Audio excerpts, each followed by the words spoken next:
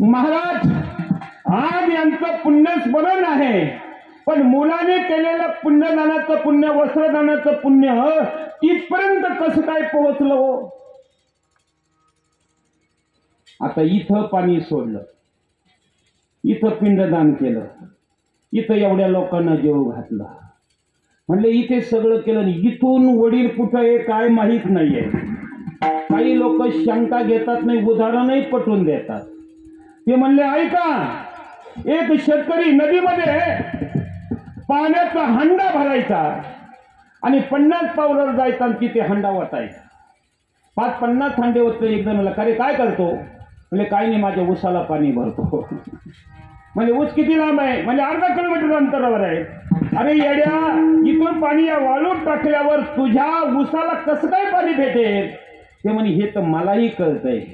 मग इथं जर अंगठ्याने पाणी वडिलाला सोडलं, अर्धा किलोमीटर पाणी जर इथलं तिथं जात नाही, तर 99,000 मंडल इतक्या लांब यमलोक आहे, तिथं माझा बाप आहे, इथलं पाणी तिथं कसं काय जातं?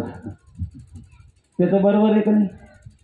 पण ऐक, तिथं जाण्याकरता भगवान परमात्म्याने 5 लोकांची निर्मिती केलेली आहे. ऐक, इथे जमिनीवर केलेलं पिंडदान, ते पिंडदान जलदेवतेच्या साक्षानं वायुदेवताच्या ताब्यात दिल्या जातं. त्याच्यातला स्वाद वायू उचलतो, ते वायू देवता जलदेवतेला सांगतात, या पृथ्वी त्याला सांगते जलदेवता तू साक्षाला राहा, या मुलाने केलेलं पिंडदानाचं पुण्य आहे ना, त्या वायुदेवतेच्या हाती दे. तिथून ते पिंडदान वायुदेवता आकाश तत्वामध्ये पोहोच करतं आणि आकाश तत्वामध्ये ब्रह्मदेव असतात, अनेक देवता असतात. ती देवता बरोबर त्याच्या खात्यावर जमा करतात. आता लोक म्हणले एवढे लोक मेलेले आणि एकच ब्रह्मदेव कस काय त्याच्या खात्यात जमा करतो? मग मला सांग, मोबाईल मध्ये तुझ्या बॅलन्स टाकला, एवढे मोबाईल आल्यावर तुझ्याच खात्यात कसं काय येतो? हे कसं काय करत? ते म्हणले बाबा हे बी खरं आहे. अरे तुझं खरं आहे तर ते बी खरं आहे. तो सत्ता चालवणार आहे, सगळा करता करीत आहे. म्हणून इथलं पुण्यदानाचं पुण्य ब्रह्मदेवाने बबनरावच्या ताब्यामध्ये आज दिलं. त्या पुण्याची प्राप्ती एकत्र झाली. पुण्यस्मरण आणि यमधर्म. चित्रगुप्ताला विचारतो, सांग खरंच मुलाने पिंडदान केलं का? मुलाने वस्त्रदान केलं का? मुलाने अन्नदान केलं का? मुलाने ज्ञानदान केलं का? मग चित्रगुप्त सांगतो, महाराज मी खाली पाहिले आणि 5 लोकांची साक्ष आहे त्याला. पहिला कीर्तनकार, दुसरा विनेकरी, तिसरे टाळकरी, चौथा मृदुंगाचार्य आणि 5वे तुम्ही सगळेजण. पेटीचा उल्लेख तिथे कुठेच नाही.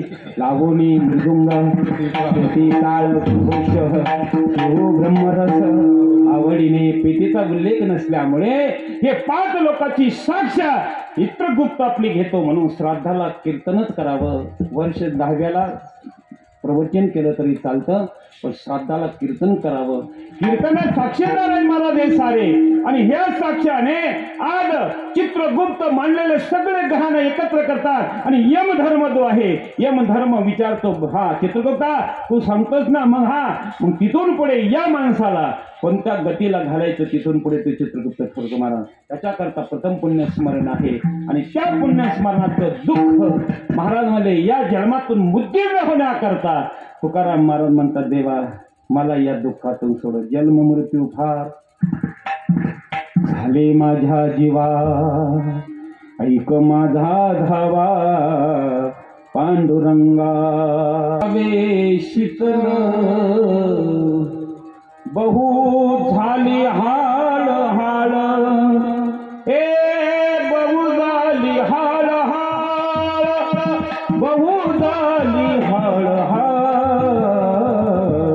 आता पाहतेस काही याही धावून ए पांडुरंगा धावून का? तुकाराम महाराज देवा आता या असणाऱ्या शरीराला बहुत क्षीण झालेला आहे आणि त्या क्षीणाचं दुःख देवा तुझ्याशिवाय कोणीच पार करू शकणार नाही. ए रुक्मिणीच्या वरा धाव. तुम्ही हा क्षीण देवाला सांगता, मग तुम्हाला तुमचा क्षीण घालवता येत नाही का? महाराज म्हटले ज्याने हा देह दिला ना त्यालाच फक्त दुःख घालवायची ताकद त्याला माहीत आहे, बाकीच्याला नाही. लक्षात ठेवा.